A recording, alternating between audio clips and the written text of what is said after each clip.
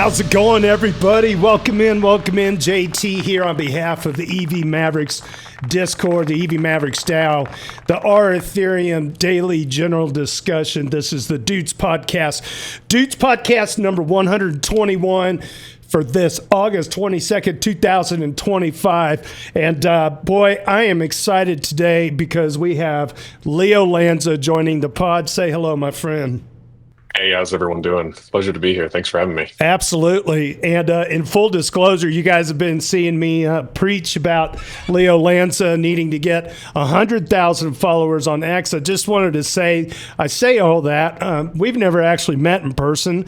I've never really had much in the way of DMs with him. I just follow him on X, and I'm always super interested in all of his takes that he puts out there. He's got kind of a daily show, sometimes multiple times a day, I feel like, where he kind of hits the heavy, top level stuff and does a little bit of chart work. TA is not for everybody, but it's something for somebody, and everybody likes patterns. And as it sits right now at the beginning of this podcast, he has 8,959 followers, and I don't think it's going to be out of the question. If we could get some help today, we should get him over 9,000. Can we get him 100 followers over the next hour as we talk to Leo? If you want to follow Leo on Twitter, L30Lanza, at L30Lanza. Leo, welcome to the show. Like I said, awesome to have you here. I'm just going to start at the beginning. Give us a little background. Where were you before this party started for you? Well, I've been in Ethereum for a long time. I've just been kind of in the background, not really vocal. So I recently got vocal. I think I started in like January. That's when things kind of started taking off, talking about Ethereum more. But before that, I was involved with... you've built a hell of a following in 8 months, just like that. I mean, That's incredible. Go ahead. Yeah, it's been going fast. It's pretty wild. But yeah, before that, I was involved in real estate. So I flipped some houses. From there, I had started a few other smaller businesses, but really I transitioned into trading full time. And so that's kind of what I've done since. And then just recently, I've started getting into the social media thing, where I'm talking about my thoughts on Twitter and YouTube and whatnot, and people seem to like it. So that's kind of where we are. Fantastic. Leo Lanza joining us on X in two different places, on the EV Mavericks channel, as well as my personal channel at ProDJKC. We're also streaming live on YouTube. If you want to join in on the action, head on over to the EV Mavericks Discord. It's all right there at dailydoots.com/podcast. I also have up on stage here in Discord, and if they want to unmute and ask any questions at any time, it'd be great. We got some heavy hitters. We got the A word, Ether and the most beloved of them all, Hani Abu, the legendary Hani Abu. So, gentlemen, anytime you want to unmute and ask questions, just talk over me at any time, because I could tell you, if I keep talking, it's just nothing but bull posting from here on out. This is such a satisfying kind of a party going on right now. What a ride. I was speculating about 3 weeks ago, when is Ethereum going to have its first $500 daily candle? And I'm wondering, I don't know, I'm not a chart guy. Maybe Leo can answer this, but what are the odds that might happen today? The odds are pretty good. I think that's going to be happening very soon, especially with the Fed. The Fed came out with a lot of dovish language today, so that increases the odds of us getting rate cuts, which will just increase global liquidity, which means that investors are more comfortable taking on more riskier assets like Ethereum or Bitcoin or just the crypto space in general. So in my view, we are moving into the later stages of the bull market here. So timing the market is always really hard, but I can tell you, I believe that the all-time high breaking is coming very, very soon. And do you really think it's the late stages of a bull market? Or do you think that this time is different and Ethereum is actually going to spread its wings in a kind of develop a new kind of a, I don't know, I feel like everything else has made sense as a bull market, all of the other alts and Bitcoin, but I feel like Ethereum has this chance of really maybe setting its own kind of structure. I don't know. I want to clarify, when I say later stages of the bull market. I don't mean like we're anywhere near a top. I just mean that we're getting into the period where we break the all-time high and we continue on from there. Gotcha. And I've kind of played with that idea in my head where, because we have this 4-year cycle thing that people talk about, and if you look at other assets, you really don't have that as much as what you see in crypto. So with all the pro crypto legislation that's being pushed through, where these large financial institutions finally have an opportunity to really start adopting and pushing this new technology, it makes me wonder if we don't see that trend break, and instead of us just doing the classic rip to some crazy all-time highs, if we don't reprice a little bit up, right? We go up a fair amount, and then we just, instead of having these dramatic 2-year bear markets, we just steadily staircase up, kind of like the S&P 500 does. And the reason for that is, I think about it, a lot of it depends on how fast these financial institutions start to tokenize real world assets and launch stablecoins. And it's just curious to me where if you suddenly have mass adoption with just trillions of assets, and every month those are going up as more assets are tokenized, more stablecoins are issued, I just have a hard time seeing a scenario where you go into these prolonged bear markets again. I think that the market will always pull back. Like, Apple has pullbacks, Nvidia has pullbacks, just S&P 500 has, all assets have pullbacks. But I almost wonder if we're going to see a trend change where it's a much more steady growth and adoption curve. So that's kind of what I'm thinking. I've always said that crypto has a way of being sticky. And now with like all these treasuries and institutions, there's that stickiness that rides along with that, because they may get bearish, but they're not going to sell the kitty, the whole thing. And so right, it's going to strip away some of that volatility. To your point, the stickiness is also in the utility. And I mean, I'm an eternal ETH bull. I don't see any other utility out there. People can say all they want about Bitcoin, the limited supply nonsense, but at the end of the day, it's a massive waste of energy.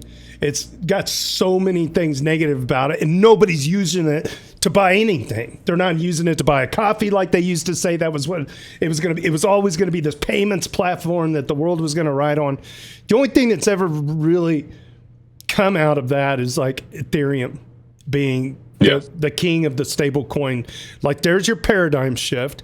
That's going to lend, the stickiness is in the usefulness of it. Okay. So people can speculate on the value of gold without holding it, right? But it's still valuable because it has use cases. So you can understand the gold bug narrative. Well, that's perfectly applicable to Ethereum, where you can speculate on it, but it's also useful. Like, I use it every week, sometimes multiple times a week, just doing mundane things that have nothing to do with the flow of money, like minting the show or building the Poe app, or just the fun, kind of the fun day-to-day kinds of things, and let alone stable coins, and all the I don't know. It's hard to shut up about this because I've been saying these same things for so long, and now it's kind of, I'm actually 27. Like, look at me. I've been around crypto long enough to see just like the pain of like all the volatility and stuff, and now I feel a bit of release. I think ever since we really recovered past even, honestly, like $2,500 to $3,000 as far as price goes, I just felt like, okay, now we're starting to smooth out. We're not doing this $1,400 down to $80 nonsense anymore, right? Right. And now it's like, this major push above 4,000. And what did we go? Did we go back to the 3,000s? Or did we revisit it for any length of time? How much longer is it going to be to where like $5,000-$6,000 is in the rearview mirror forever? And I feel like that's within 2 years. I mean, there's going to be pullbacks. You kind of need them so people can get a deal. Everybody wants a deal. Right. So, right. Yeah. And the only way to get to 10K is to keep buying until, not a financial advice, but everybody talks about ETH going to $80,000. Or are you buying at $65,000? So this is kind of Right, the I try to stay pretty grounded, like in all those types of rhetoric as well. Yeah. And I think because up until like all these previous, this is what a lot of people don't like. They look at my targets and they kind of freak out. And what they don't realize is that up until this point, this has all just been retail trader speculation, buy on Coinbase, send a little money over there and buy type of thing. We've had some larger players buying, but we've never seen institutions like BlackRock, like, Fidelity and all these large, what's it called? I got that new term, digital asset treasuries, buying billions and billions worth of these assets. Like I think that's a big shift because we've never seen this amount of money flowing into the system. Yeah. And so that's why I think, there comes a point on the S curve of adoption where, you get the most amount of adoption that you can, right? Well, what would that look like? There's nobody bigger than the largest financial institutions and governments. So it looks like we're there. It looks like we're at that point where adoption accelerates because we have the regulatory green light. We have the DATs that are buying billions of these assets, and it's only going to accelerate the more that Wall Street rebuilds their current financial infrastructure on Ethereum, because they're going to want to hold that asset for security purposes and also for just fees. And so I think that we're about to see a huge demand shift in Ethereum. That's okay. Let's talk Wall Street. We've heard this. I think you tweeted earlier, quoting Tom Lee, talking about it. Yeah. When? What? Like, who's going to do it first? And I'm wondering how soon the dominoes fall. Is this okay? Somebody might need to explain Wall Street like I'm five. Are we talking about the entire trading system itself, or just the tokenization of individual stocks that run alongside the standard stock system? So I think that the answer is all of it. Okay. I think that it'll come in stages. Like Robinhood, they are building their own layer 2 that they're going to be tokenizing assets on. The only reason that I can see that they would want their own layer 2 is if they're actually going to be processing transactions on chain. And so I think what the plan is, my speculation, just looking at what Robinhood's doing, is you build out, like, essentially think of RWAs just like an ERC20 token. They're just a coin, basically. Mm-hmm. It's a coin that represents ownership of like a Tesla stock, right? So basically take Tesla stock, turn it into an ERC20 token. It's programmable. You can, if it has dividends, you can just issue the dividends automatically to all these new smart wallets that are coming out. And so the system becomes a lot more efficient. But I believe that, and this is interesting because my speculation is that, so Robinhood is what's called a payment for order flow broker. Okay. They say, hey, you can trade for free. There's no fees. But what they really do is they reorder the trades so that they can extract profit. It's very similar to the MEV on blockchains, how you reorder blocks to extract a profit. Same thing happens there. My understanding is one of the reasons that they chose not to build on Solana is because Solana is very high in the amount of MEV that they extract, whereas Ethereum is very, very low. And an Ethereum layer 2 allows them to have a fully customized environment where they can reduce those MEV extraction exploits.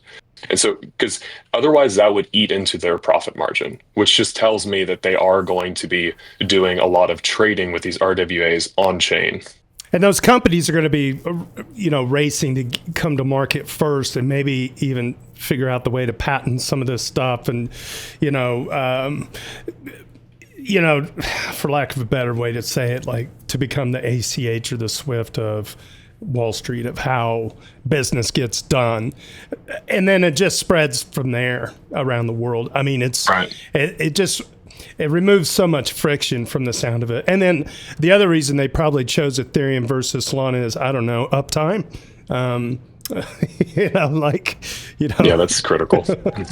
It's kind of like, got to stay alive, And, that's a really big, people like to dismiss that as, oh, it's no big deal. But it opens the door for the possibility of, if you're a big fund and let's say that you have all your clients' money on Solana, and the Solana chain goes down for 18 hours. Jesus. And what's the most likely scenario there is that it's down because of some sort of high traffic black swan event, right? So some disasters happened, and now all of these funds are trapped and you can't get out. And people will say, oh, well, Ethereum, a high fee.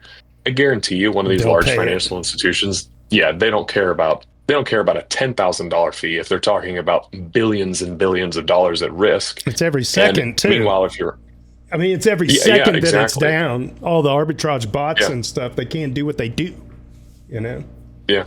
So it's laughable that they dismiss it so easily. What's that? LogrisTheBard. Yeah, Go ahead. liquidations, right? It's not just arbitrage. You get these big price events. There's all the financial speculations. There's leverage. There's options or settlement. There's liquidations that don't occur, and that makes the debt contaminate beyond just like ETH the asset, but into all the other stable coins and stuff they're used to leverage that. All those positions can't unwind correctly, right? And it creates contagious debt that then goes through like layers of insurance and failovers in the following days, right? And how do you get that high uptime? Like you need multiple clients for one thing. That's a high multiple in the amount of effort invested. Go from 99% uptime to 100% uptime. Correct. Yeah, and it creates chaos. It's one thing if you have a unfragmented system where the whole system is down and nothing is trading. That's really fine. You can survive. Like that's not as big of a deal as if you have a fragmented system where a bunch of funds are trapped that can't liquidate, can't get out of their positions, and it just causes chaos. So it's a fatal flaw in Solana, and why I say like it's not gonna see any real traction. Yeah, especially like they can't even compete with Ethereum as far as network effects. That's why I say like just become an Ethereum layer 2.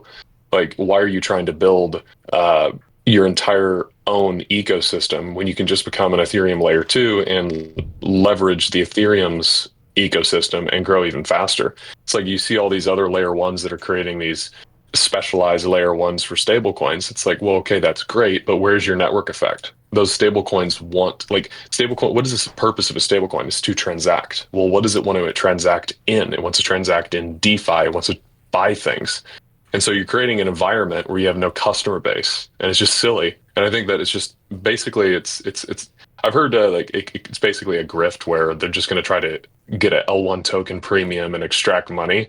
But as far as competing with Ethereum, like it's not going to happen. It's like trying to compete against YouTube as a video platform. It's just not going to happen. Yeah, it's kind of the problem with Stripe's L1 or even to a larger degree ARC, right? Like no one wants to interact with Circle's USDC just on ARC, like to do what, point of sale payments. It's not that interesting, right? Like at the end of the day, what I'm looking for is a TradFi card that I can deposit USDC to repay the balance on, right? I want my bank to be able to directly take my USDC without having to go through an exchange at all, really. And they can go and take the Circle on the back end a couple days later and do redemption, right? But there's just no need for a chain at all. And so, like if you have ARC, what practically is the difference between ARC's L1 chain as a blockchain and a server that Circle controls? Right. Yeah. Another company that's going to adopt that. So you think that like the Chinese digital bank, central bank digital currency is going to go deploy their token on ARC? Like no, right? Like, It's ridiculous. Yeah. Right. So as you said, Lindy is extraordinarily difficult to build, and you need something that's like it's kind of like moss grows before a tree grows. Like something has to take root first. Right. And then once that happens, it starts to build fertile soil for other things to build on top of that. And what is the core thing that's going to take root first? The Lycan equivalent on, the ARC chain or, on Solana. Congratulations, you have meme coins. What does that make fertile soil for next? Like, what is the next advantage there? Okay, you're going to make tokenized stocks? Really? Who and why? That's not right. Meme coin exchanges do not make fertile soil for the tokenized stocks, right? So what does? Well, basically access to liquidity. Like if you look at money like an intelligent agent, what does money want? It wants to be with its friends. That's why it's constantly getting interest. That's why all the liquidity tries to go into bigger and bigger pools, right? Because if you're in the smaller pool by yourself, then arbitrage is kind of eating your LP alive, right? So money wants to be with its friends. It's a magnet on the Lindy effect. Where's most of the money? ETH. Yep. Ethereum. That's where the money is, right? Yep. And so when you get the upswell, that's where the fertile soil is. Everywhere else, you're just kind of like you're fighting an uphill battle. And as you said, for what reason? Do they really hope that the premium on their L1 token is going to make up for the lack of Lindy? And the answer may be at a personal level, yes. Like the founders of the chain may personally profit more from that, but the users of the chain won't, right? Yeah. Not even a little, right? So, looking at this from a legitimacy perspective, looking at this from a technical perspective, looking at this from an economics perspective, all signs point in the same way. One is up and right, and two is, at Ethereum, right? Yep. And it's funny that you mentioned that. It's like the saying that they're just trying to, basically they're being short-sighted and they're trying to make short-term profit with this L1 and an L1 token premium. But they're really making a huge mistake as far as the long game goes, because while they're off trying to build their own layer 1 chain, they could be building a layer 2 on Ethereum, building out their network effects and gaining ground. Like for example, on YouTube, it's very difficult to break into, let's say, the finance niche because it is so dominated by people that are already well established. And so those influencers, I guess you would call them, they have what's called content authority, which means that they're viewed as a very reputable source for this type of information. So YouTube doesn't promote smaller channels as much. It's very hard to break through. So you're going to see a similar dynamic play out with these L1s that are trying to build their own little ecosystem, and they're going to miss out on the network effects that they could build within the Ethereum ecosystem early on and grow into something much larger. So really, they're just kind of shooting themselves in the foot in a race. It's just, I mean, don't get me wrong. I do wish we had a Solana foundation working on a Solana L2, and we could take all the business development effort and fold it into something productive for the larger whole, right? In a synergistic, rather than let's mudsling each other all day and hurt the legitimacy of our whole space and in front of the eyes of everyone, right? Right. Because currently they just push misinformation. They're like, look, we had 100,000 TPS chain. We're like full of no-ops and, the hell is this, right? Oh, look, we're faster than Ethereum. Well, okay, but it's full of these socialization kind of like chain attestation stuff, not actual transactions. And, the chain is up. Okay, but there's like 30% failed transactions. Trump launched a meme coin there. And how'd the chain do? Not really convincing that I want to launch the Texas Stock Exchange on that, right? That was not a victory in the way that they would like to believe. So exactly. You really have to wish that we could take all of that business development effort and put it in a concerted way and synergistically grow this legitimate and transformative technology, rather than be a barrel of crabs. They're trying to pull each other down and confuse people with like technical jargon, right? Rather than trying to make it more accessible, trying to shape a narrative, and trying to find the right product market use case that really adds values to people's lives at the end of the day. Yeah, exactly. Yeah, well said. I said it better myself. Leo Lanza on the pod today. Leo Lanza, go follow him on Twitter. I'm on a personal mission to get him over 100,000 followers. This year, I just learned, he just earlier in the podcast, he's only been really up and running, getting after it since January. He's got 8,962 followers right now. At the beginning of this podcast, he was at 8,949. So he is up and to the right, just like the Ethereum price. Go give him a follow, give him a retweet. There's something about every hour, I think, on your Twitter handle. So hats off to you for being such a great bull out there. I wanted to ask you, this is kind of maybe putting you a little bit on the spot, but that's okay. I'm sure you can handle it. What were like a few, like, if you can name 5, but even if you could just name like a couple of like the most big time headlines of 2025 in your eyes? I think we can agree that 2025 is definitely a bookmark year compared to everything before it in terms of regulatory stuff. But what else is, like, what do you think? What is like 2 or 3 of the biggest headlines that are just irrefutably, undeniably bullish? Well, I would say first would be stablecoins, and the Treasury Secretary talking about how they want to increase US dollar dominance abroad, meaning having people in like Africa trading Dollarize the world. USDC stablecoins. Yeah. That you have the Clarity Act, which is going to give rules of the road for these institutions that are looking to build on Ethereum. The treasuries, obviously, the digital asset treasuries that these companies are starting to form.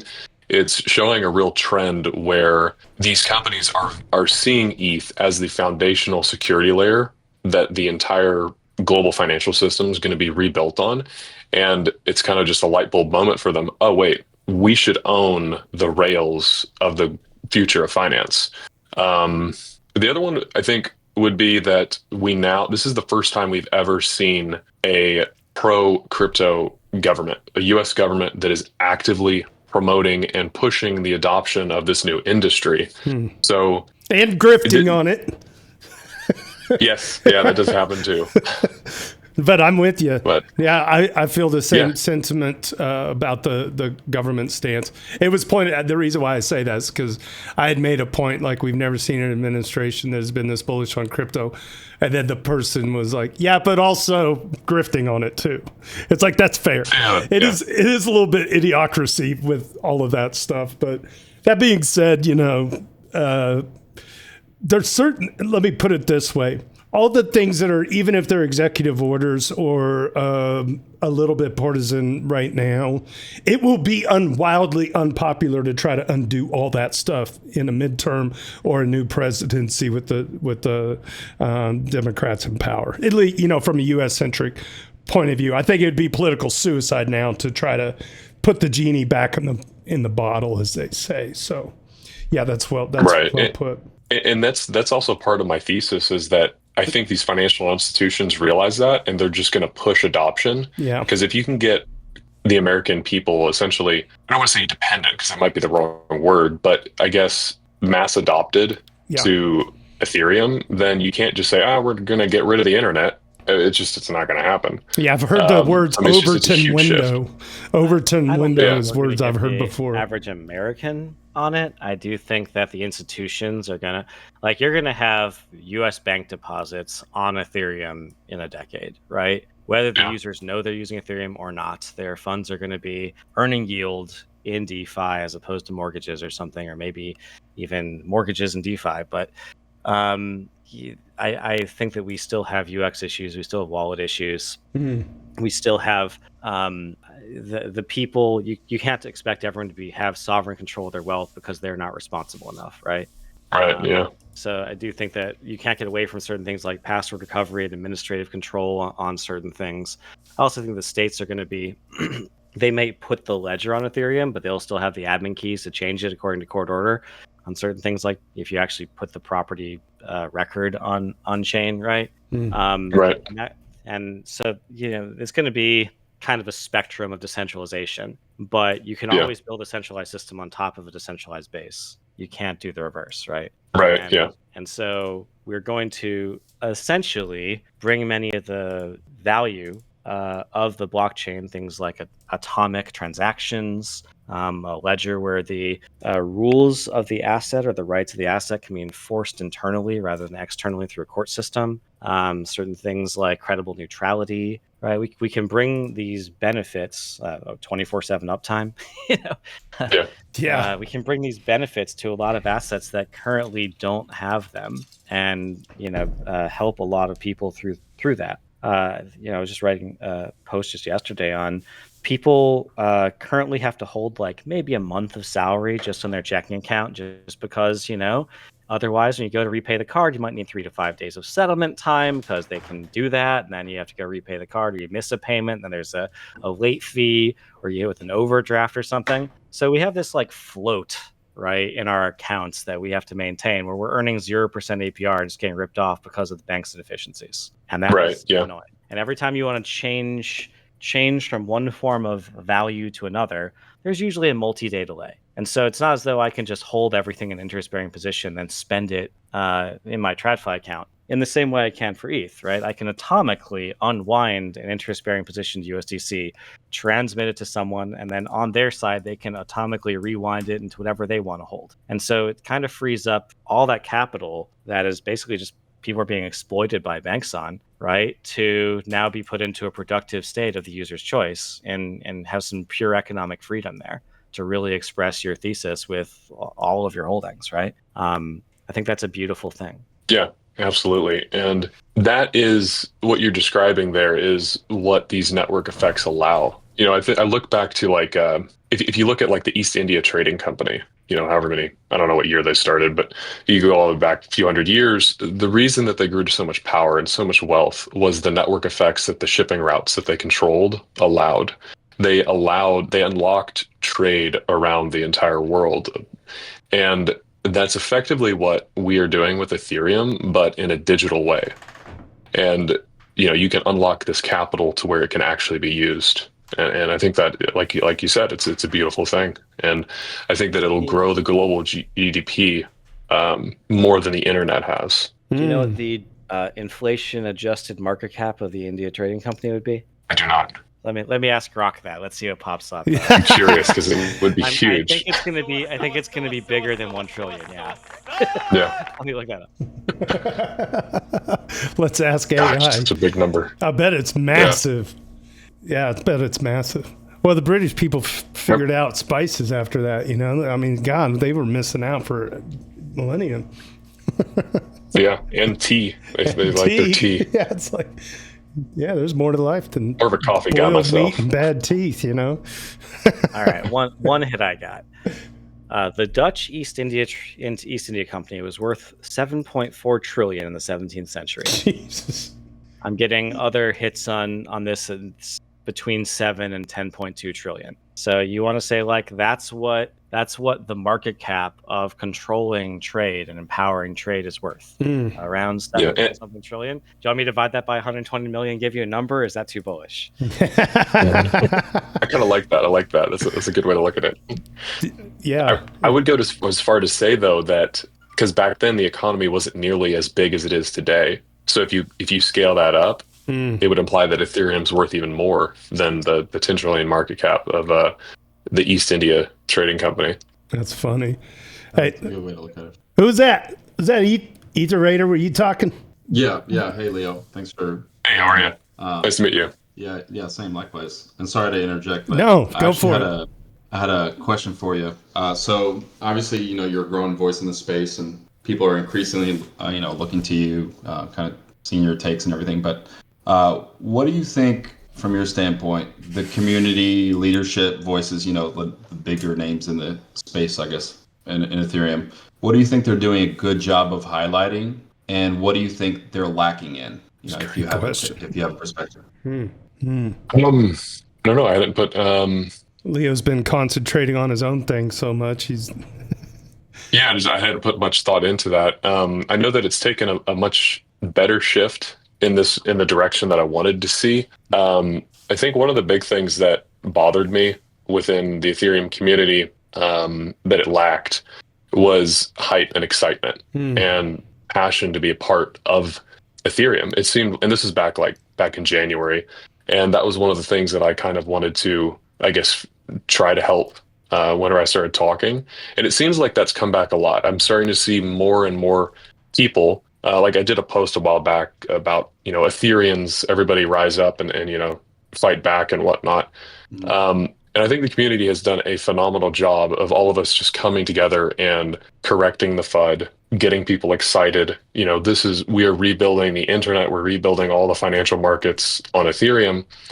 And like, if you look at visionary companies like SpaceX, for example, they had this one unifying mission that everybody involved is working towards, and that's to get to Mars. It's this really grandiose thing, and that was something I wanted to see championed more in Ethereum. Of let's bring the entire world on to Ethereum. Let's upgrade the entire financial system. Let's upgrade the internet.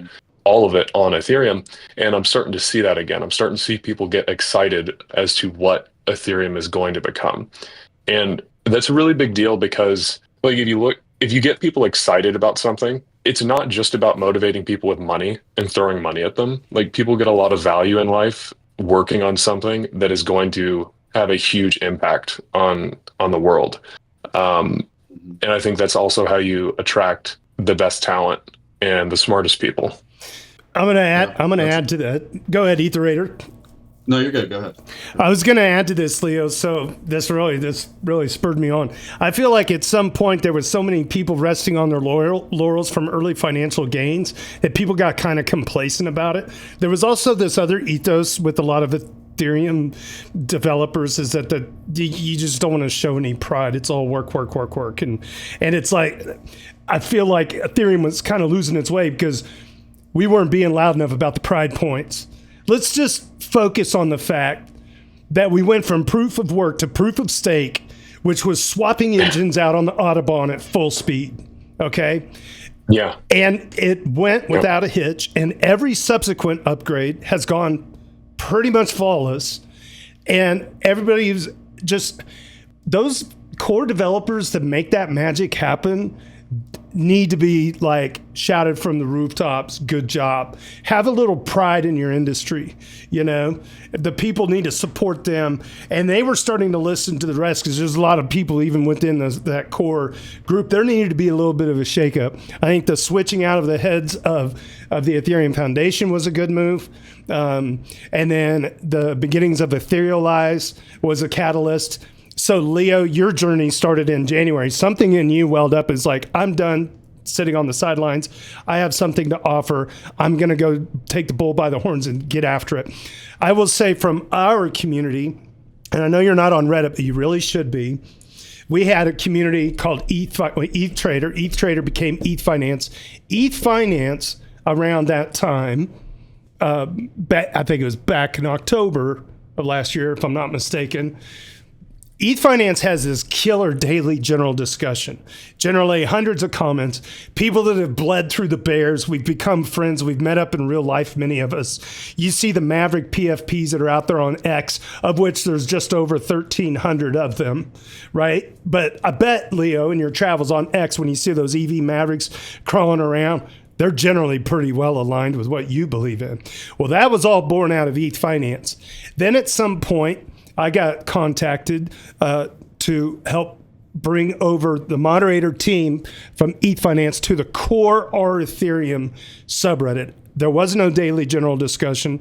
There was no price discussion. So, Leo, it was like just total technical stuff all the time, but it had 3 million subs. And so, wow. But it was quiet. It was eerily quiet.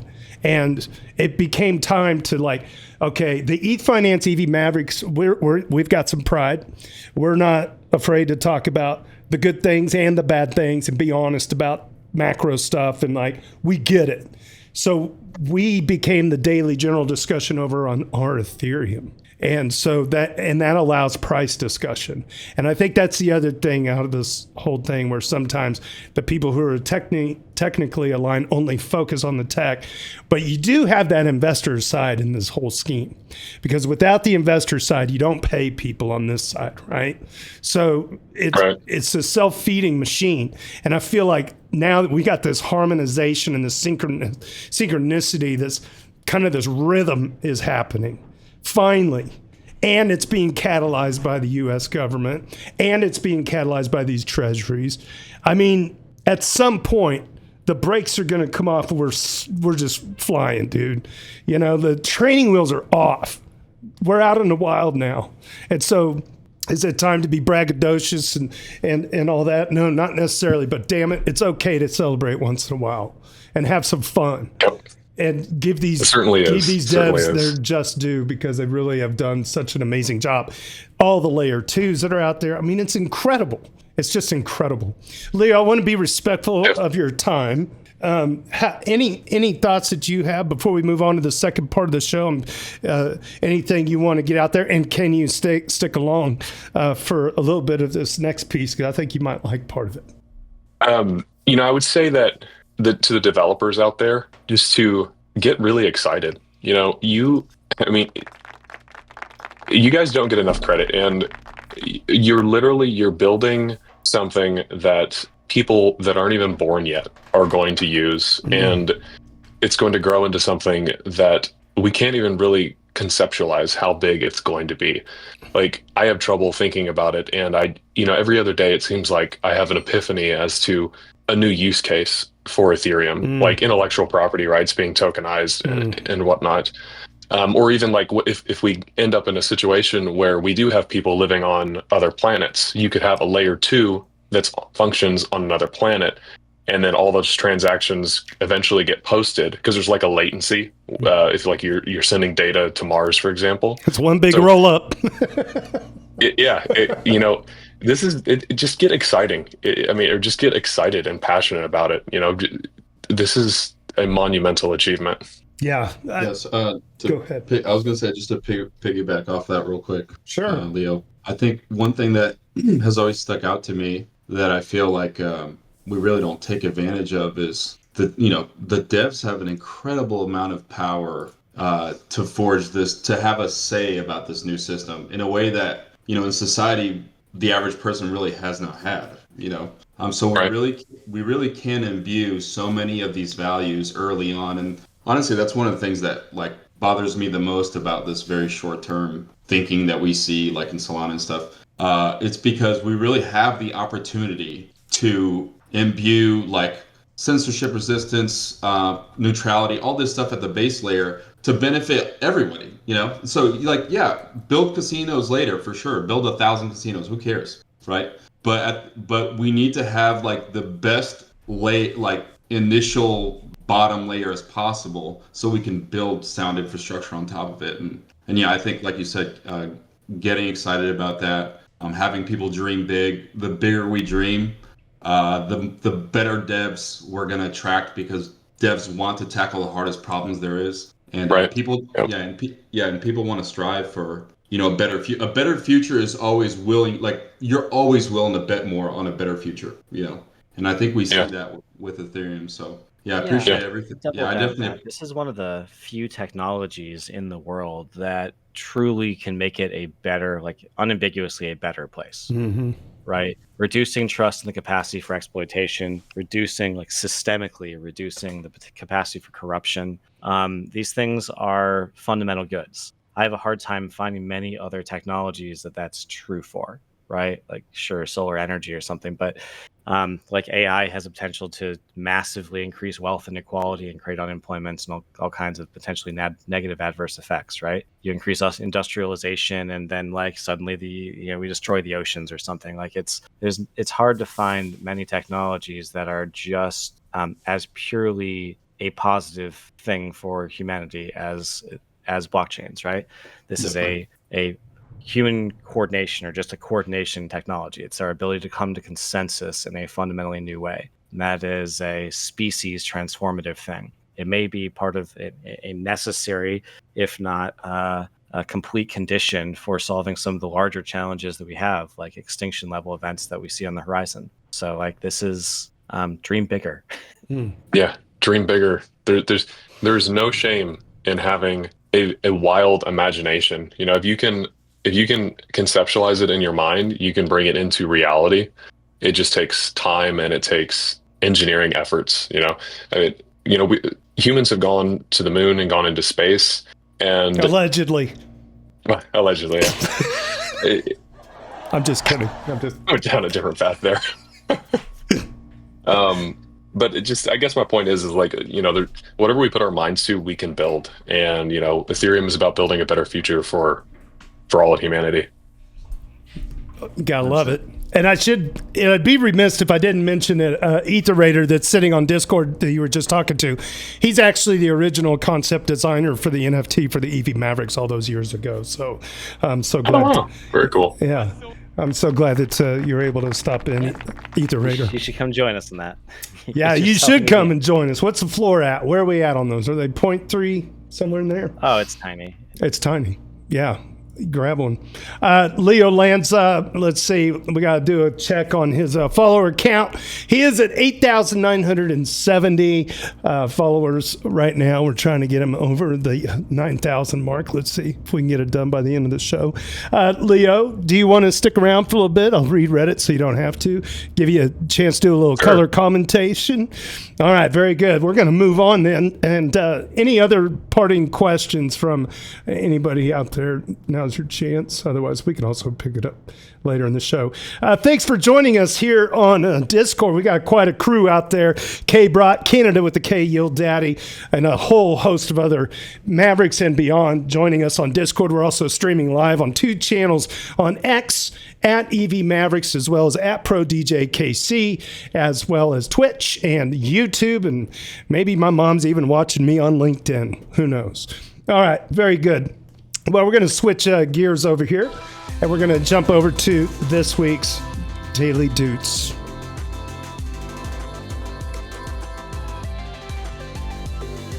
Weekly Doots live stream is all about showcasing the best of the week from the daily general discussion on our Ethereum. It's a read-along reaction series.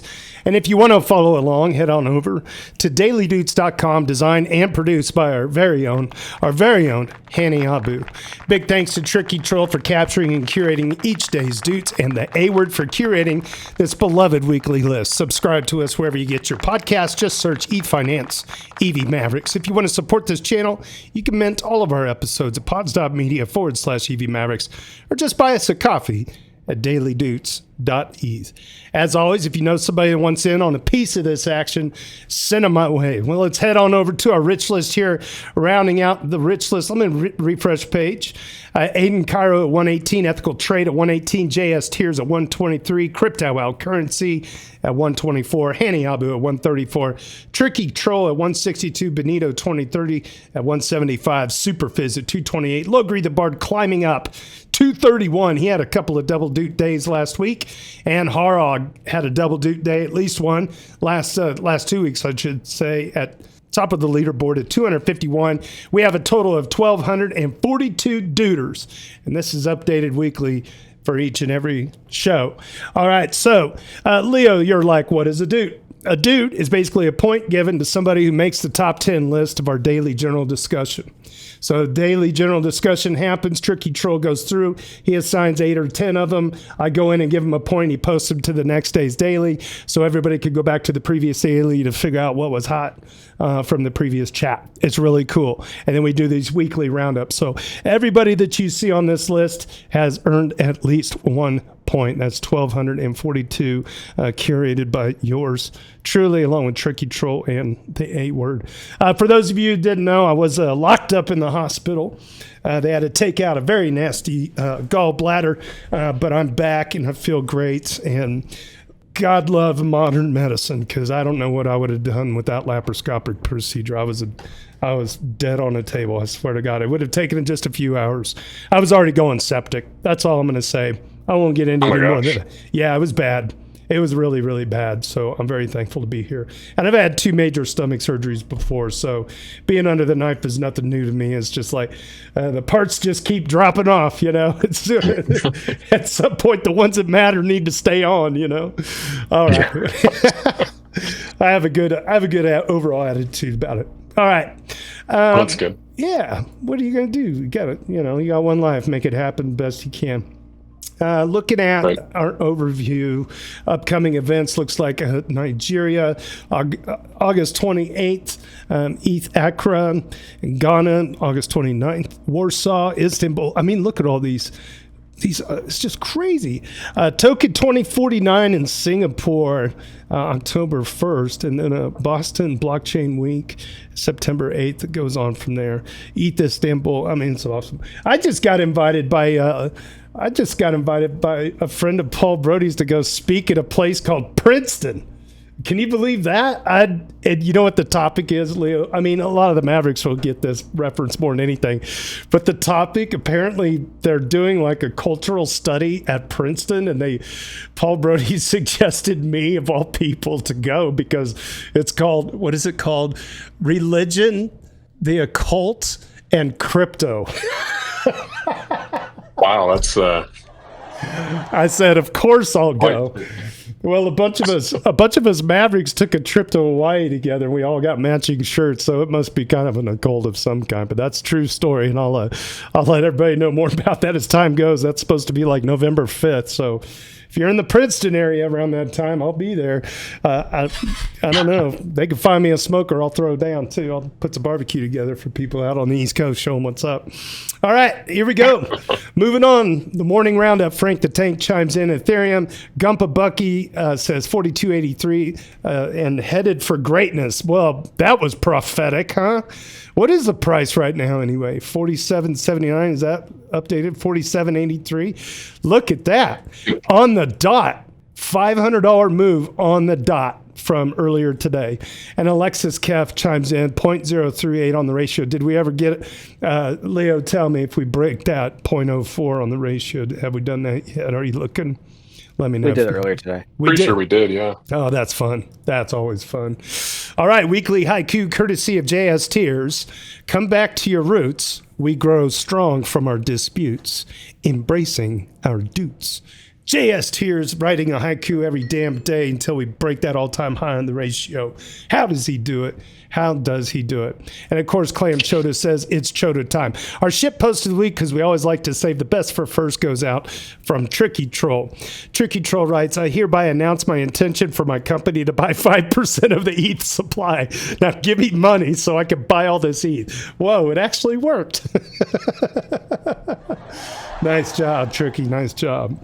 All right, user PA7X1 highlights some alternative stablecoins to use to divest from Circle, who want to utilize their own L1. This is PA7X1. Oh, yeah, definitely climbing up. PA7X1 is a duder number 99 for the week, about to break the century mark. PA7X1, if you have USD or any other Circle minted stablecoins, it's a very good moment to consider switching to an alternative that does not intend to migrate to a centralized database with a bit blockchain buzzword hand waving. Here's some options: Bold, BOLD, Liquidity, and Pure DeFi. MUSD, rumored future stablecoin by Consensus. PiUSD by PayPal. And your EURE-USDE, which is Monerium. This matters way more than you think. The sooner we vote with our dollars, the better. Hani Abu says, cannot highlight that last line enough. Well said, Hani. They will try to vampire attack USDC and liquidity on Ethereum and migrate it to their chain. Yeah, from the mountaintops. If you're like me and you are worried about Walmart coming into your town and destroying all the small businesses that kind of decentralize products and goods around the town, stop shopping there. Right? Vote with your dollars. Same goes for USDC with Circle, okay? So if they really do go down this hole of a centralized blockchain solution to stablecoins, and you keep using it, you're part of the problem. All right? It's real hard to get no exposure to USDC while getting any type of yield, really. Sure. Like you want to say you want to use Frax, what's it backed by? USDC. Like where's the yield, right? Mm-hmm. It's what is all the liquidity paired against? If you want to do an LP, it's including like what, USDC as some part of it, maybe DAI, certainly USDT in some places, right? But I wouldn't run from USDC to USDT, right? So it's a bit challenging. We really need some one of those decentralized stablecoins, which DAI decided not to be. We need one of them to pick up and really take center stage here. There is a right market for it. I just don't know who's going to take that up. Leo, any ideas? Yeah, I don't have anything on that. I haven't really paid much attention to decentralized stablecoins, although it would be good to have one. I'm not exactly sure how that would work with the Genius Act. I guess it wouldn't need to be if it's decentralized, it wouldn't need to be in the US. I guess that makes sense. Yeah. Well, we got, according to this list, PiUSD by PayPal is decentralized. So to your point, kind of. PiUSD is centralized, but rather than being in the general, like let's say PayPal goes bankrupt. Okay. Rather than being in the general line of creditors, the PiUSD is a bearer instrument for the trust that the underlying is held in. So you are guaranteed the dollar in a legal way that you're not guaranteed for USDC or USDT. Gotcha. It's because you're actually redeeming against a trust, and you have a partial ownership of the trust when you hold the PiUSD token. Just a minor distinction, but is it still centralized? Yeah, absolutely. Okay. Yeah, it's I'm wondering if any of these treasuries or institutions, some of these big banks, are going to come to the beck and call of decentralization. And well, JP Morgan Chase is definitely making a stable coin, but I don't think their aim is decentralization. So when you say decentralization, that's kind of like they want the profits from a bunch of people giving them dollars. Now the Genius Act has said, look, you can't give interest out on this. You've said, oh no, we forced us to keep all the interest on the money that people have given us for the stable coins. Shucks, right? So they want all that revenue, basically Tether and Circle as a revenue source. They want that for themselves. So they're competing for. Uh-oh. Did you cut out? I think, Logri, did you cut out? Or is it me? Leo, can you hear me okay? Okay, I can't hear. Chickadee check 1, 2. All right, maybe it's me. Maybe I need a restart. There we go. There you are. Okay, I can hear you. Logri, are you okay? Yeah, I'm good. Okay. I was just saying the goal of any of these banks is not decentralization. It's not in their stated values. Gotcha. They're profit seeking. Gotcha. They're fighting for Lindy, and they're gonna do that with in every dirty trick they have available. The decentralized stablecoins are trying to do something that is more resilient to any type of fuckery, right? Technical term. We're optimizing for resilience, not for profit seeking. And Leo, you clearly want to say something. I'll let you go. Well, I haven't really put much thought into the decentralized stablecoins, but now that I'm thinking about it, I guess the way that would work is like you have these tokenized like treasury bills that can be traded on chain, and I guess would it work in a sense of they go into a sort of decentralized smart contract of some kind to. You'll need the treasury bills, because the treasury bills have to belong to a legal entity, and on-chain addresses don't have legal standing. So usually the way you do decentralized stablecoins is you mint them into existence. This is your DAI, it's your Curve USD and ALUSD and a bunch of others, right? MIM, for example, they function on this. We're gonna get some collateral and we're gonna allow people to mint it. And we're gonna manipulate. We're gonna hold it steady in 3 different ways. One, we're going to hold a collection of reserve stablecoins, so like USDC, USDT, whatever. Let's say we back it because we hold 20% of that. So if it tries to depeg, we just swap it, and until we run out of tokens. Past that, they start doing rate manipulation. So they say, well, it's under peg. I need to create demand. So what am I going to do? I'm going to increase the interest rate to encourage borrowers to repay it, and they'll buy it back, and there's the demand. And the third thing they do is they back it with revenue. So you say something like Curve USD. You say, we've got the Curve exchange. It's making like 500,000 a week. So we're going to take that and we're going to turn our burner system and point it at Curve USD. So it buys back Curve USD every week and we pay out in that. And the time between when people have claimed it and sold it, or if they want to hold it or whatever, right, it creates this short-term demand on Curve USD. And so we got basically 3 different peg mechanisms. The other entirely different category of decentralized stablecoin is a delta neutral stablecoin, where you're basically acting on a rate spread. So you'd say like, well, I'm going to take my my LST, say that thing's decentralized, and now I'm going to short it, right? I'm going to use that as collateral to short ETH. And the short pays money. The funding rates are generally positive, is what that means, right? And the staking makes money. And so between the 2 yield sources together, I'm usually making something like 5% APR, which is more than the staking rate, by the way, right? And when I do the long and the short together, what's it create? It creates something, if it goes up or down, it doesn't vary. So it's stable. And so you can give it, if you short it on a USD market, then whatever the denominator is in that short, that becomes a unit of account of the underlying position. This is how something like Athena works, right? But you could build a more decentralized position, but it's basically a long and a short, both of which are making profit on those positions, and you get the combined yield of them. So you're basically, rather than having the treasury and the Fed set the rates, you're letting the Ethereum blockchain and the demand for borrowing set the rates that you get for this new stablecoin. Interesting. It's fascinating. That definitely would have a I read a place lot in the about it on my market. blog. So. That's LogrisTheBard from tokenomicsexplained.com. Put that bookmark in your pipe and smoke it. That's interesting. Very interesting. Yeah, he's very well versed in all this stuff. He's our technical interviewer on the show, and I always love having his input on stuff like this. I did write a couple pages on the ETHisDigitalOil report. And I see you're on the Doots this week too. Yeah. Your name's on it. There we go. All right, moving on down the list. User Epic Trader issues a call to action for the Ethereum community on Reddit to help out in threads outside of the daily. Just want to encourage people to visit other threads on the main sub and comment going forward. There seems to be an increasing number of posts from people who are new to Ethereum, and the quality of lots of the replies is garbage.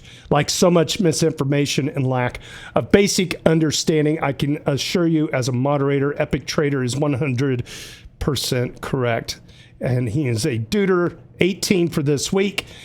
Get on the front page of our Ethereum and be the change that you want to see and be a good leader. As a moderator, we've also removed a lot of those shorter newbie questions because we want them to come into the daily discussion where the eyes of the Mavericks are more and plentiful than what the moderators can provide. We are such a good culture.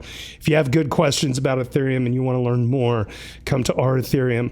And so, yeah, appreciate that, Non. And make sure you get outside the daily and check those threads as well.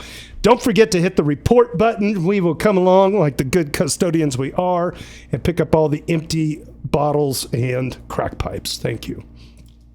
All right, user Whispered State is following the degradation of Monero in light of the proof-of-work attack and its implications for Bitcoin. Whispered State is a Deuter number one.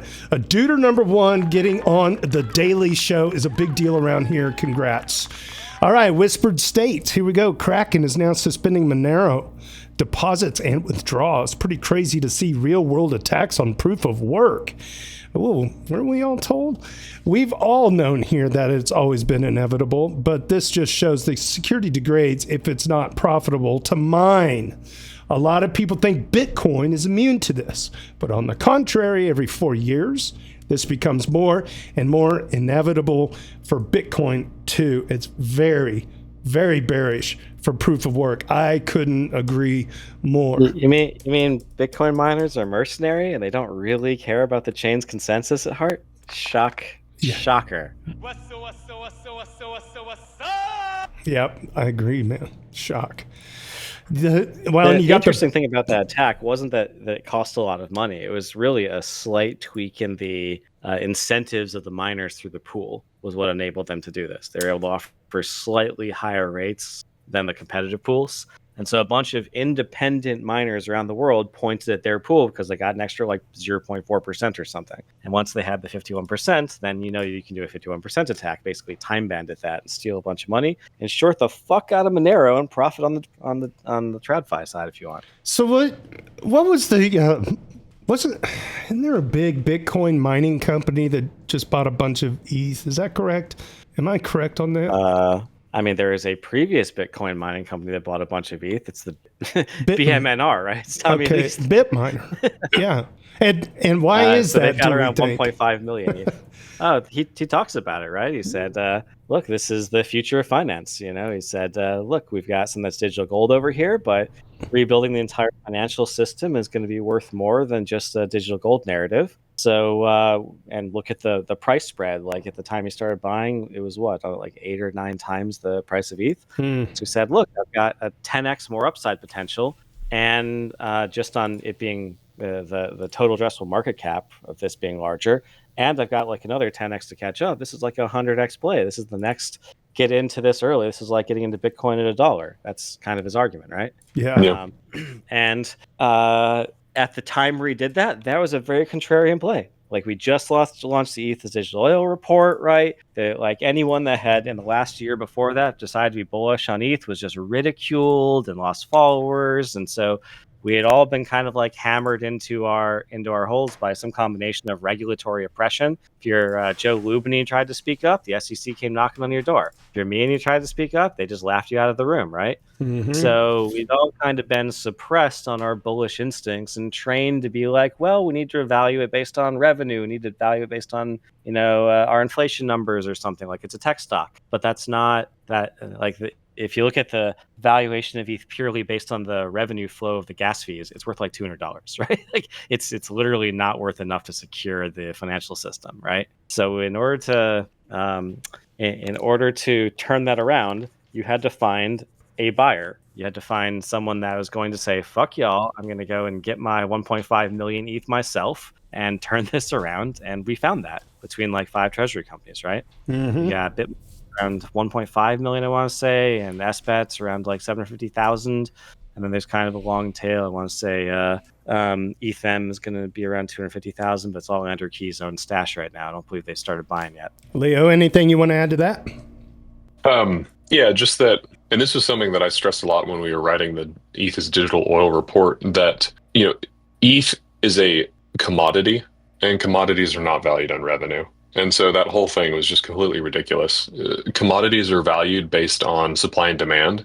And so like wheat, for example, wheat is a different type of commodity, whereas ETH is a inelastic supply commodity, meaning that as demand goes up, you can't just dramatically increase the supply like you can of wheat, for example. We can just plant more wheat and it will grow.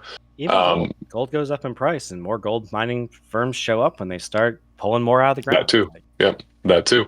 And so it's even more inelastic than gold in that regard, that you can't make more. In fact, it's the opposite. You burn the supply and you can't get more unless you stop using it, which allows for more to be minted, but we're not going to stop using it. We're just beginning to onboard the entire world. And so that whole narrative was just talk about a fumble. That's just basic economics, that you don't value commodities on revenue. And it's not even that. It's funny because like I run a validator, for example. I'm effectively an independent business that's earning money by providing a service to this decentralized network. So you wouldn't value you wouldn't value Apple based on the revenue generated from the people over in China or wherever it is that the iPhone is made. So it's a silly argument to make from the get-go. Right on. Well, it's one that the whole ecosystem kind of rallied with the triple halvening, ultrasound money. We're gonna it's gonna be the deflationary assets, and we should get it to 3% deflation, and that's how we're gonna make an argument that should be worth something. That was something people very seriously were promoting around the time of the merge, and this is Justin Drake. It's not small people either. Right. So I agree with the deflationary aspect of it, but I don't you can't. The burn mechanism is a function of this. For example, if I've got 10 Babe Ruth autographed baseball cards in existence and I burn 5 of them, well, that's not revenue that's been created. That's asset destruction and increased scarcity, meaning that the other ones are more scarce and now worth more. But it's not you wouldn't take the value of the 5 and then apply a multiplier to it and say, well, now this is what the rest of them are worth. No, it's what somebody's willing to pay for it because of supply and demand dynamics. And as we begin to, and this is why I say the market cap of ETH is tied to the amount of tokenized assets on it, because as it becomes global financial infrastructure, we're going to value that. People are, as we're already seeing, these treasury companies, these DATs are buying it and they are hoarding it because it's going to be used to secure the entire global financial system. There's two ways you increase the demand for it, right? One is you make it more scarce. The other is just you increase the number of people using it. You just grow the pie, right? Right. The user base. And if you look at the number of people using ETH right now compared to where it's going, it's 1/100th, right? It's nothing. I do not think that we have 6 billion people using the Ethereum chain, right? I think we have 8-10 million in unique wallets a day or something. So there's almost 1,000x there. We could increase that in theory, right? And holy crap. And just the security load, it's not as though you can put a quadrillion dollars of derivatives on a chain that's valued at 300 or 400 billion. The security load, the benefit to attack is too high relative to the cost to attack, right? Right. Security load condition. So there's two answers to that. The bears would say, oh, well, that's why they're never going to put a quadrillion dollars on the Ethereum chain, right? And the bulls are no, but look at all the benefits of the blockchain. That's why they're going to want to put it on the Ethereum chain. And as they do so, they're going to need to have ETH either for gas or for insurance of transaction inclusion type of deals, right? Censorship resistant type things. If you get one out of whatever blocks, you can be sure that you'll be included because you're in the validator set, technical reasons or financial reasons, right? Right. But I've seen many arguments to say, yeah, but that's not guaranteed to go up. And it's yeah, it's kind of hard to guarantee that it's going to go up, right? You like in any supply and demand type of thing, right? It just like I remember earlier this year, we were falling from like 4,000 to 1,500, and I was looking at good news like every day. Like Every day. Robinhood says they're going to make tokenized stocks. Coinbase is going over this. We got an IPO coming for Circle. The government's doing a Genius bill, and I'm just watching the price go down and down and down. And I'm like, you guys are pricing in like some weirdly negative, right, expectations for what is like the biggest magnitude news we've had in like 10 years. It was so weird. I'm just looking at this kind of like disbelief going like, well, I guess I'm buying more. Yeah, people are like, sell the news. It's like, that's actually kind of not the news to sell, but go for it, Yeah, okay. Right. Good for you. Awesome. All right, user Trillions Dollars Tech shares a bullish take from JP Morgan. JP Morgan analysts, quote, "We think Ether or ETH is emerging as a direct way to gain exposure to the expected meteoric growth in stablecoins, as the Ethereum network hosts most of these stablecoin assets." This is according to the Wolf of Wall Street's at Scott Melker. It might as well have been Leo Lanza, who now is sitting at 8,972 followers. So I remember Jamie Dimon from JP Morgan's putting his foot in his mouth several years ago, kind of grunting on crypto assets. Meanwhile, JP Morgan was already working on crypto in-house. So yeah, good. Yep. Fine. We knew this was coming. I've been talking about it. Trillions Dollars Tech is a Deuter number 10 for this week. So congrats on making it to the weekly. User Gumba Hasselhoff shares their leanings on fiat money and highlights just how cheap and efficient ETH's scarcity is. Gumba Hasselhoff is a Deuter number 6. So I recently read a nice book by a German game theorist and economist, Christian Reich, called, I don't know, I'm not going to try, Fürstengeld, Fiat Geld and Bitcoin. It means Duke money, fiat money, and Bitcoin. Yes, it's written in German and no official translation exists. I know Reich from his YouTube and social media as a rational guy, and like some of his crypto takes I had heard so far, especially as he, coming from traditional finance, is not particularly caught up in the existing narratives of the crypto world, while also not running into the knee-jerk reactions against crypto that, air quote, normal economists often do. The book doesn't mention ETH, and Bitcoin actually not that much either. It's mostly cleaning up with misconceptions about fiat money that are very rampart in crypto circles. This is not a summary, just a bunch of things which he wrote that I found to be insightful. I'm going to make multiple parts out of it to keep the size in check. And this is part 1. Everything in squared brackets is not from the book, but my personal interpretation. This is a pretty long post. I don't know if I'm going to get through all of it because I saw that there's a Logri post down below. Let's go ahead and hit this big first one. Modern fiat money is a result of 2 major forces. The historically original function of money is to mark debt relationships between people, which quickly changed from individual debt contracts to standardized units, because this fungibility unlocks enormous economic efficiency. Bullet number 2. The standardization needs a consensus, which historically inevitably meant an authority like an aristocrat, such as the Duke from the book title. Later, a central bank, and these days now, a decentralization of this consensus is possible. And the final bullet point here, scarcity isn't a first-order property of money. It's only adopted because enforcement by legal means alone of legitimacy of money is an insanely hard problem.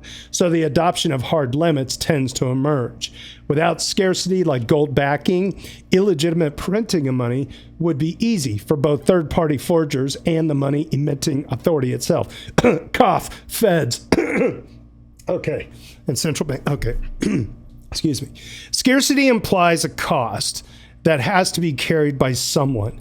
If consequently you need gold coins for an entire economy to run on, the work for producing, minting, buying gold coins has to be put in, which at this scale is obviously extremely expensive.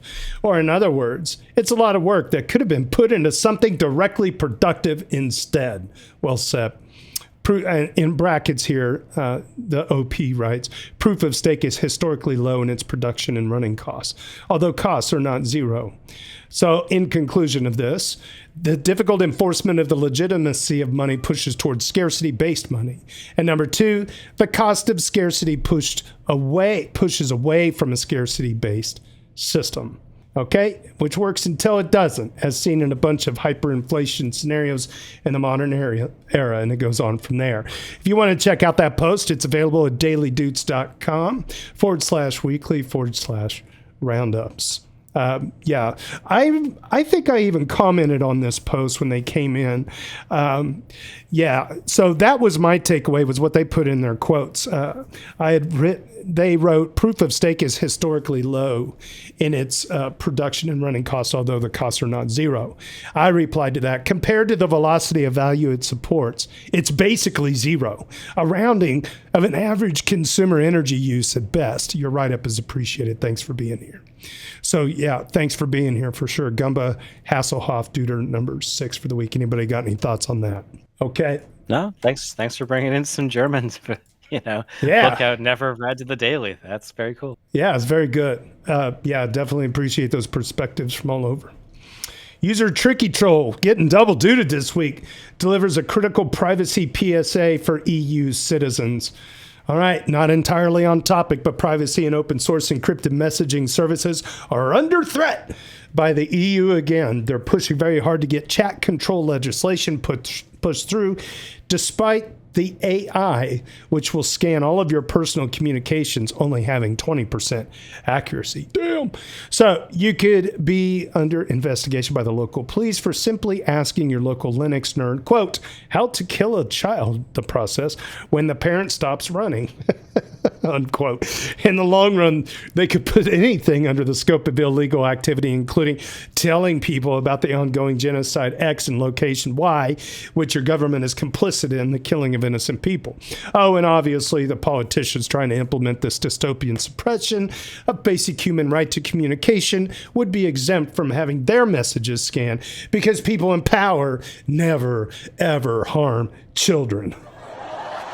Well, you can definitely trust them on that one. Please, reach out to your elected officials now. If the EU falls, it's only a matter of time before the rest of Western world falls too. I know I won't be the only one getting one step closer to giving up on humanity and therefore not having kids if we continue down that dangerous path. We can't afford to lose the freedoms that Western governments post-World War II granted us, as we won't ever get them back at the speed which technology is progressing. We've beaten this bullshit legislation before, and we could do it again. Please do your part. Head to fightchatcontrol.eu. All right, and there's a Louis Rossmann video on the topic as well. Thank you, Tricky Troll. User the Moondance Kid. What a freaking great name. I love Redditors. They have the most unique usernames. The Moondance Kid identifies the next major group after treasury companies are done buying up ETH. Moondance Kid is at a Duder number 9. Okay, for all of those who is going to buy ETH once the treasury companies are done loading their bags, people? Okay, well, the vast majority of investors in Bank of America Global Fund Manager survey have zero crypto exposure. Zero. I'll say it again. The Bank of America Global Fund Manager survey has zero crypto exposure. Of that, a small percent who do have exposure, the average portfolio allocation, drumroll please, 3.2%, which honestly sounds about right, I would say, 5 years ago. But these days, times are a-changing. I bet those portfolios start to flip upward a bit. It's kind of funny how price attracts money. There was an executive order, a week or two ago, which should help to change that trajectory, where we would start to get pension 401ks that would be able to hold crypto or hold an ETF or hold, these DATs. But I think that this is, it's hard to get them to pay attention when it's only going to be like 1% of their portfolio, right? 1% of their portfolio, they're just like, okay, fine. I like have a fiduciary duty. It shows, as an ecosystem, it's not correlated with other things, and therefore I have to buy some. What am I going to buy? The largest thing they just throw in Bitcoin. They never learn anything, right? They never plan to use the chain. They don't research any of the asset value because it's 1% of their portfolio. They spend all the time in the 99% of their portfolio. I think we need to dream bigger than 3%, right? I think we need to get those valuations, on our blockchains up into the 5-10 trillion range, so that they're like, oh, I don't just want 3%, I want 15%. I need to learn about this stuff. Holy shit! Look how transformative this is, right? That's where we start to win not just a little bit of market share, but hearts and minds and real penetration. Leo? I had a thought. It's on the tip of my tongue. It was about somebody in the comment. It said somebody about why would they buy after the Bitcoin treasuries are done. So my first thought on that is that, why do you buy a lot of the things that we value? Why do you buy them? And a lot of them come out of dependence. So if you look at oil, the reason that we buy oil is because we depend on it for energy. And so if we have this asset called ETH and the entire global financial system depends on it for security and for fuel, well, of course people are going to buy it. I mean, if you can just imagine a world where literally it's fully adopted and you approach someone and say, hey, there's this asset that is used to secure and fuel the entire global economy. It's called ETH, and it pays you a 3% yield if staked. Do you want to own some of that? Right. I guarantee you people are going to say yes. Yeah. The only question is, how much do they want to buy? How much? I'm not aware of another commodity that's productive in the same way that ETH is. It's definitely unique. Yeah. Right. It's weird in the same way, people really struggled to figure out light in physics for a long time. So look, it's a wave. No, it's a particle. No, right. And eventually we're like, oh, it's a wave particle, right? Well, this is a commodity, but it's a productive asset. Well, it's kind of both, right? And it's more than that. So it goes back to some of the triple point asset meme. But my point is, I think that one of the reasons that this is a difficult asset to get, a mind share and deep understanding on, is it doesn't behave like any assets that really came before in the commodity space, right? And it doesn't really fit that well into a tech stock mold. It doesn't fit perfectly into a commodity mold. So you kind of have to make a new mental framework for it. That's it. And that leads to a lot of speculation variance where people are like, no, it should be worth $200. No, it should be worth $100,000, and somewhere in between, right? Just because it's not well understood, and it's going to, before we can get people to take the time to dive into it with rigor and really understand it, we need to hit some of those, some of the real reasons they care. Deep penetration into capital markets, a lot of people using for daily transfers, point of sale type things, big funds holding it as a productive commodity. Remittance. Right? Remittance, all the things related to tokenized stocks, Forex reserves, right? Get a couple $1 trillion of Forex transfers going through Ethereum a day. And, then I think people will be motivated to take the time to really understand it better. I remember several years ago when I was really getting into this, I was having the, what is this moment? In my brain, especially with Ethereum, it was like, what exactly is this? Because the feds are, and the accountants and, legal, the IRS, they're all trying to figure out what box to put it in. And it's like, you can't. It's too elastic and weird and different than anything that we've seen in terms of money ever. And especially once you could start programming this thing called money, and I was thinking to myself, they're going to have to come up with a whole new department to deal with this, because this doesn't fit perfectly in these existing legacy, frameworks. So remains to be seen. We've done a lot of reinventing TradFi constructs in DeFi, but this also enables entirely new, unconceived things, right? And we can glimpse some of them at the moment. What we were saying, the things you could do if you could tokenize intellectual property, or the things you can do now that atomic transactions are possible, the things that you can do once you can have like native rollups and you can sequence things atomically between L2s. There's things that you can do at a legal agreement with now anonymous people without needing to have a jurisdiction to pursue with a court. There it is. There's types of coordination which are now possible through this that were previously not possible. And that enables, unknown levels of prosperity and unknown levels of interesting new things that are going to build upon that, right? So we just have to kind of watch this carpet unroll in front of us and keep your eye on the ball and dream big. Well said. Yeah, that really raises an interesting point. If you go back to the early internet days, I don't know exactly what these videos are called, but I've seen videos on YouTube where somebody's talking about the internet, and they'll laugh because, and what they're laughing about is, you think that thing's going to replace the phone book, the yellow pages, and you look at what it's evolved into today. Yeah. So we really truly have touched just the tip of the iceberg as to what this thing could grow into. There's it's a famous understand is already several, like what we already understand is apparently a $7 to $10 trillion market cap. That's what's known. What's not known is everything. It's the equivalent of Web 2 to Web 1, right? That's what's not known right now. So we've got Web 3. Somewhere out there is a Web 4 we don't even really understand yet. That's going to be as differentiated. And I look forward to being here for it. Absolutely. Yeah, there's a clip. I won't show it or anything. Go to YouTube, look up David Letterman, Bill Gates, baseball. And essentially in that early conversation about the beginning of the internet, Bill Gates had kind of quipped, you'll be able to listen to the game on this thing called the internet. And David Letterman was like, have you ever heard of a radio? And it just totally missing the point, because you could on the internet listen to a Yankees ball game anywhere in the world. So, all right. Yeah. To finish up this one here, by the Moon Dance Kid. Trillions of dollars. This is according to Nate Geraci. This is according to the OP on Reddit.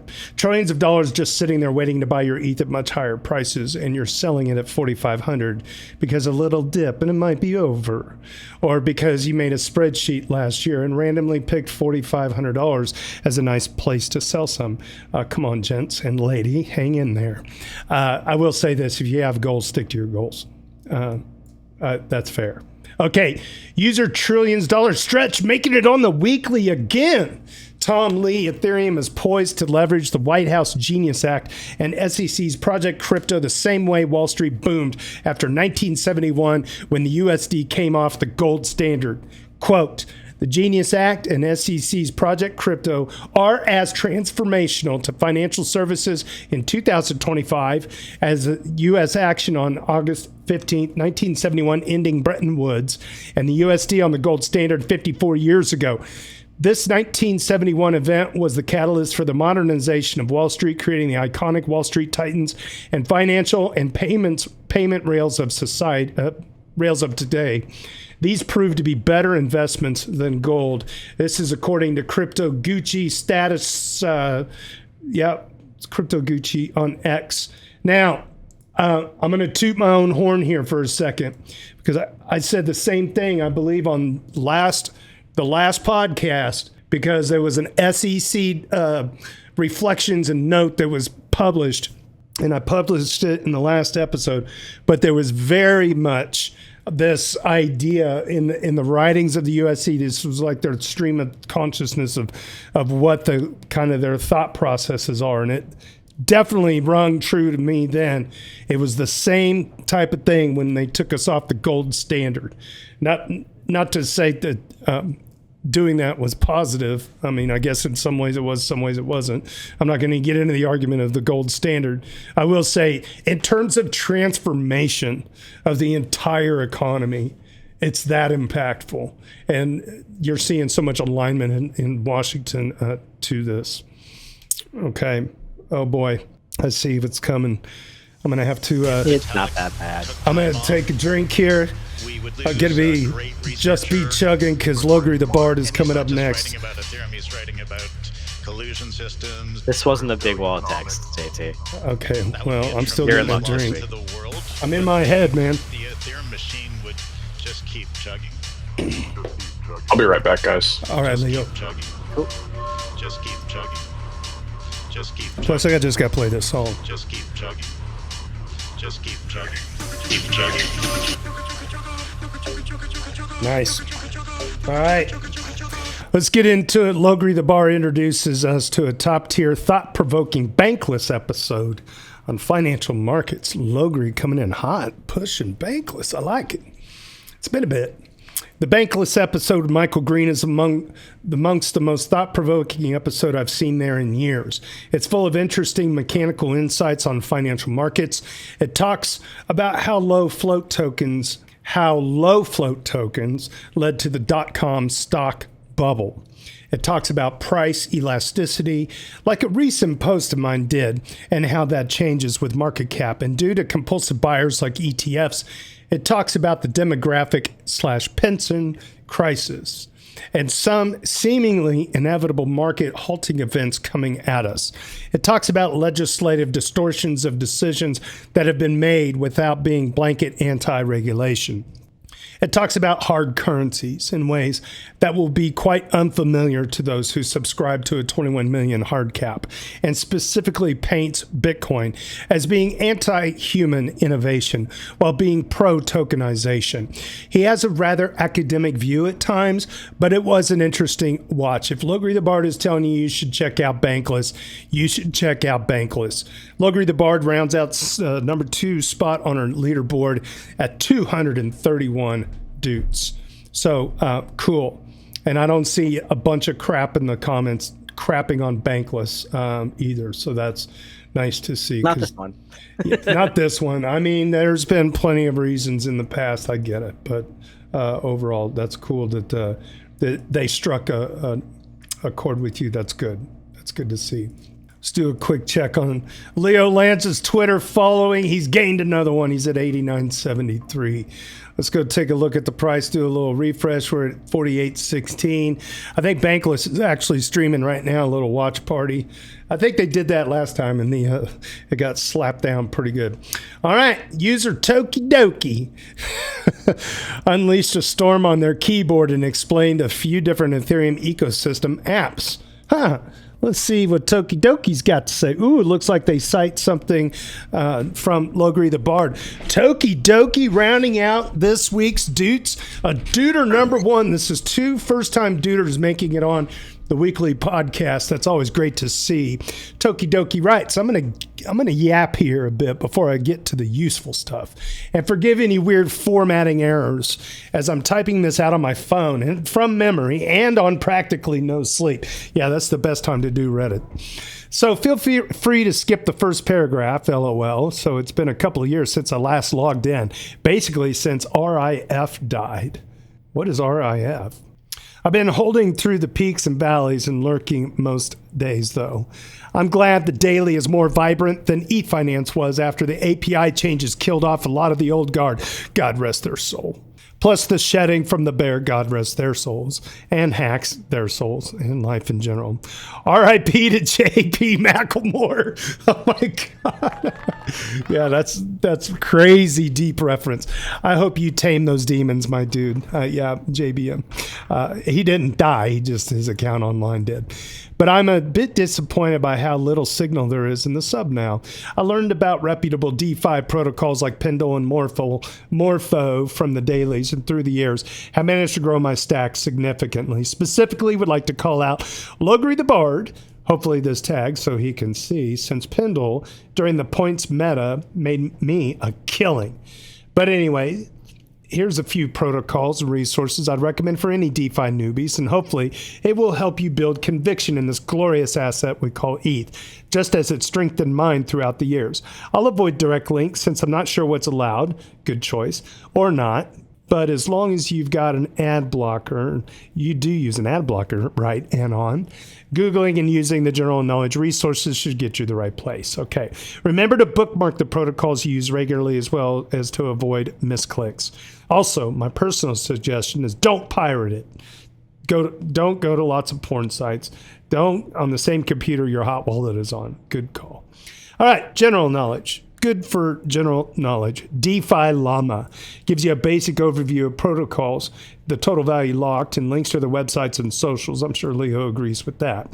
You can filter the protocols by chain as well. If you you only want to know something on mainnet, Base, or Arbitrum, etc., you won't waste any time. I take TVL as a general measure of trustworthiness, and personally, anything below 100 million TVL, I won't even touch. Another site, Exponential Phi. For the true newbie, I'd probably start here. The free education, the learn and explore tabs that they have is really good if you have no idea what you're doing, explaining how DeFi yield works, giving their own assessments of risks, and protocol credibility. All the things I found quite helpful starting out. Their primary goal is to get you to sign up for their service, where they will manage your on-chain funds, but I can't speak about the quality of the service as I've never utilized it. I think it's legit, though. Maybe another member here that's used them can chime in. All right, let's talk about swaps. CowSwap, hell yeah, I love CowSwap. Stands for coincidence of once. I didn't know that. Charges no fees and generally ekes out a little extra return compared to others. And most importantly, it moves at you when you find a match. I love it. Much love and highly recommended. In my opinion, no reason to use any other service for swaps. Yeah, +1 for that. Leo, I don't know if you have any other recommendations for swaps, but I love CowSwap. Yeah, I've used CowSwap before. Cool. All right, lending. Here comes the big ones. Aave. It's the big kahuna. You all know it. Battle tried and tested. Gone through multiple bears unscathed. I love it when a plan comes together. You want DeFi at its safest? This is the place. All right. Check out the umbrella or staking insurance for Aave for what I'd consider the best risk to reward rate as possible. Moving on down to Morpho, a competitor to Aave that initially differentiated themselves by offering slightly better rates by matching users. I think they either they or Gearbox were the first to utilize vaults, but I'd say vaults are the primary draw these days. You put assets to a vault and the curator splits it among protocols to generate yield. Higher risk than Aave, but not particularly dangerous. If I recall, most vaults are around up to a 2% chance yearly to lose up to roughly 10% of the assets. Read the risk reports under the vault for the methodology and explanation, but stick with the whitelisted vaults and you should be chill. And finally, Pendle. A big breakthrough here was in offering fixed rates and splitting yield. During Points Mania, principal token ETH derivatives just printed money. I think I was getting roughly 40% APY at one point. Those days are past us, but being able to lock in a fixed rate is still worthwhile. Just be mindful that it's locked, and trying to redeem early can cause significant loss. An example is when the redemption rate suddenly changed for USD 0++, and people that were holding PT got hammered. Now to a protocol I've been researching, and I hope some other experienced members can chime in on. SummerFi, hey, we had them on the podcast, launched their Lazy Summer protocol, which is an aggregator built on top of Morpho, Euler, and Gearbox vaults that automatically redistributes according to rates. The onboarding process appeared suspiciously easy, plus a mix of AI buzzwords and dedicated support agents gave me a great deal of pause initially, but further research has convinced me it's not a scam or a honeypot. Note, this is still significantly higher risk than, say, Morpho alone, as Summer is built on top of other protocols and vaults, so you're taking on protocol, vault, and asset risk. Yield is highly attractive, despite the 1% management fee, as they will be launching their token soon. I recommend dropping the market cap assumption for Summer down to, at most, 100 million from their assumption of 250 million. Morpho is about 8 times larger at 4 billion TVL. Protocol and token is only at a 700 million market cap. The automated reallocating is nice if you're frequently swapping in and out of vaults chasing yield similar to Beefy Finance for LPs. Logri. If you've already deposited into the protocol, DM me your referral code, or if the mods allow posts so others can use it too, as I'm happy to give you a little extra yield Hey, as a thank you for all the opportunities that you shared over the years. Anyways, if you've made it this far, thanks for reading, and feel free to tell me how I got this all wrong. LOL. Going back to lurking now. Stay strong, ETH fam, and remember, you do not kill the golden goose. And that is a double doot for this week, a double weekly doot from Tokidoki. To round out this week's podcast. Not only a double doot, but also a first-time duder getting 2 shouts on the weekly. That's pretty commendable. I don't know the last time that's happened, if ever. Well, any closing remarks, Leo, Logri, or anybody else? Yeah, we should probably get a bunch of referral codes for the EV Maverick community for anyone like him who would like to kind of juice the community treasury, because we use that for education initiatives. That's just a way to help the whole ecosystem grow. And if you don't have a referral code, just kind of leaving the money on the table. So we should probably go through our DeFi protocols and have a page for that on our, our Daily Doots webpage. Second thing, Leo, I've sent you a Discord friend invite. Accept? I already accepted it. I'll follow up with you. Have fun. Awesome. Well, that's great. Leo, anything else? No, I think that's about it. I appreciate you having me on the show and everything that you do. Well, appreciate you and everything that you do. Don't be a stranger. I'd like to get you back on sometime in the future. Hopefully this is the last time. You can come and hang out for other guests too. Anytime, man. It's every Friday, generally. Good. Yeah, every Friday, 2 Eastern. So generally speaking, sometimes we have to shuffle around and make arrangements around people's schedule, but it's a real pleasure to have you on. You could give him a follow at L3O Lanza, or just type in Leo Lanza. Can't miss that face. He's on there every single day on X, and hopefully we can get him a Reddit account and he can join us in the daily general discussion. All right, well, that's it. Thanks for subbing and smashing the bells around here. Stick around after the live stream if you want to, because we continue the party in the hotel lobby on Discord for a bonus hour of popcorn.